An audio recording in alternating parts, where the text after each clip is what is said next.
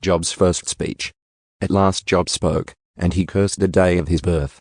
He said, "Let the day of my birth be erased, and the night I was conceived. Let that day be turned to darkness. Let it be lost even to God on high, and let no light shine on it. Let the darkness and utter gloom claim that day for its own.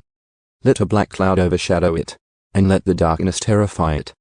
Let that night be blotted off the calendar, never again to be counted among the days of the year, never again to appear among the months. Let that night be childless. Let it have no joy. Let those who are experts at cursing, whose cursing could rouse Leviathan, curse that day. Let its morning stars remain dark. Let it hope for light, but in vain. May it never see the morning light. Curse that day for failing to shut my mother's womb, for letting me be born to see all this trouble. Why wasn't I born dead? Why didn't I die as I came from the womb? Why was I laid on my mother's lap? Why did she nurse me at her breasts? Had I died at birth, I would now be at peace. I would be asleep and at rest. I would rest with the world's kings and prime ministers, whose great buildings now lie in ruins. I would rest with princes, rich in gold, whose palaces were filled with silver.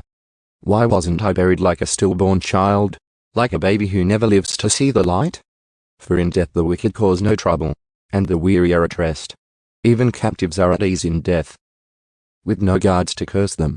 Rich and poor are both there, and the slave is free from his master. Oh, why give light to those in misery, and life to those who are bitter? They long for death, and it won't come.